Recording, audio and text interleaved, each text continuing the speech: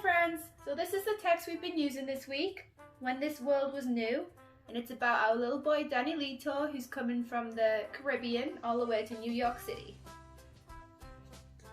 Let's have a look. It was our first day in this country. My parents and I came in the night before from an island on an ocean that was warm and far away. We had to take 2 planes. The first plane flew low over clear waters. I looked out the window at the boats beneath. I saw large stingrays swimming near the surface of the sea. Papa looked out of the window with me. He seemed worried. Mama was very quiet.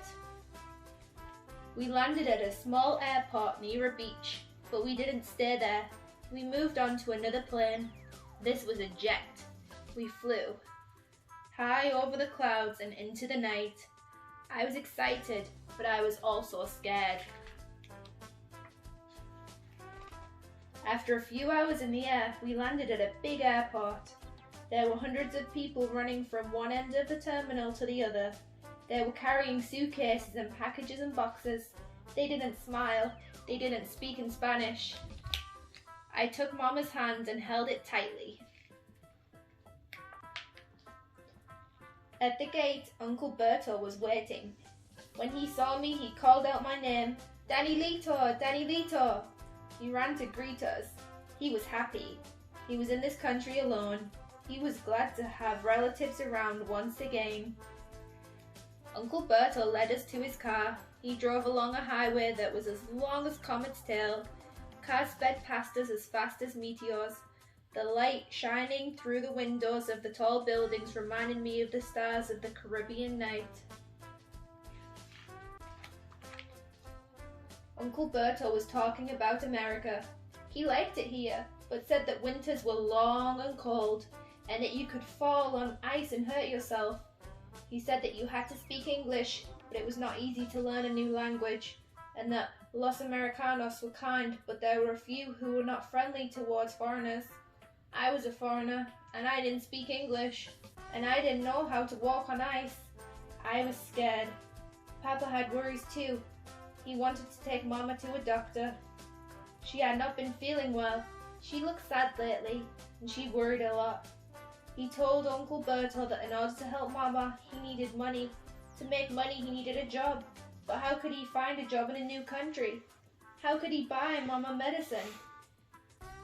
How could he buy food for us, and clothes, and rent an apartment? Mama nodded as Papa asked those questions. Uncle Berto nodded as well. He told Papa that everything would be fine, that it was just a matter of time.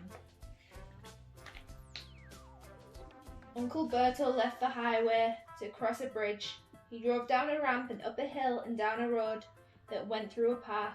Then he slowed a bit and stopped in front of a house. It was a small house built of wood. It stood next to a clearing on the side of a small hill. We went inside. There was a living room and a kitchen and 2 bedrooms. All the rooms had furniture.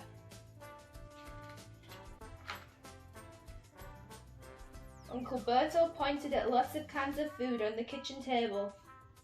"Comida para una semana," he said. "Food for a week." He pointed to a pile of winter clothes on a bed in one of the bedrooms. "Ropa de invierno," he said. "Winter clothes." He gave Papa the key. The next morning, Papa came into my bedroom.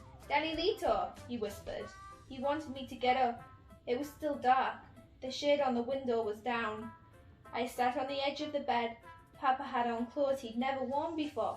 Boots, heavy pants, a coat, a scarf. He helped me into a pair of boots. He gave me a coat, but my arms couldn't find the sleeves. I was not used to wearing winter clothing. I was still scared. Everything was happening so fast. On my first day here, I had to go to a new school where no one knew Spanish. How could I tell the teacher I had to go to the bathroom? How could I learn my lessons? I told Papa that I should not go to school. I thought Uncle Berto should teach me some English first, but Papa said that I was a good student and that I would do well in any language. Then he told me there was something he wanted me to see. He took me to the living room. There I saw a magic I had never seen before. I ran to the window. Outside there were millions of white rose petals floating downwards. Nieve, Papa said, snow. Buttoning up his coat, he opened the door. I followed him out.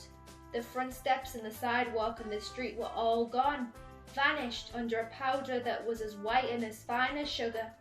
The parked cars had become polar bears. There were no sounds. All was still but for the falling snow. Papa stepped onto the sidewalk.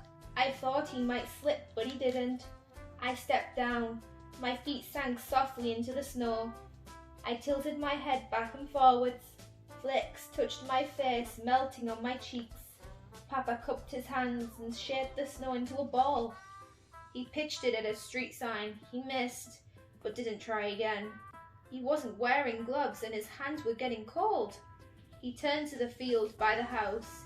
In the silence of the snow, he trudged over. The field rose gently. The snow falling on the clearing was so white and pure it seemed as if a slice of a cloud had floated down to earth. Papa began to walk towards the top of the hill. I walked beside him. He was breathing hard, steam puffing from his mouth. His nose was red and shiny. His face was wet, as if bathed by a spray from a wave.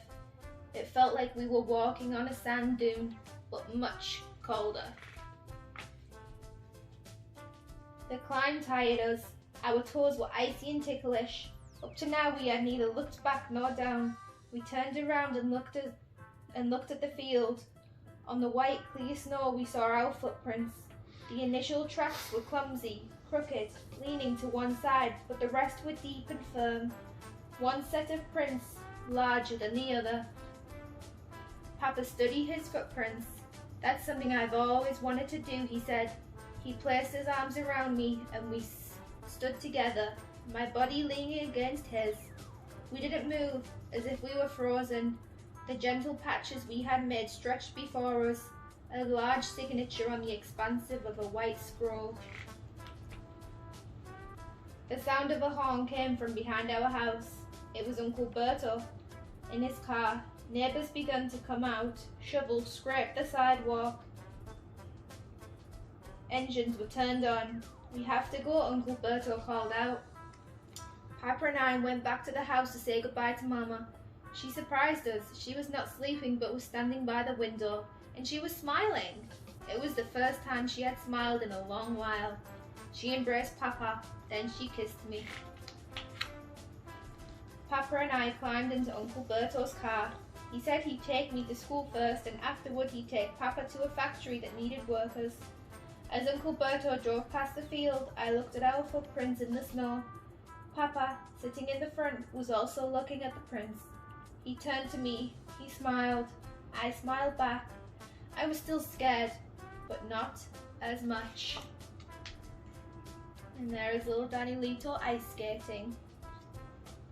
So friends, that's a recap of our book that we've been using this week. Next, I want you to click on the video underneath and we're going to learn how to edit and rewrite our draft that we did yesterday.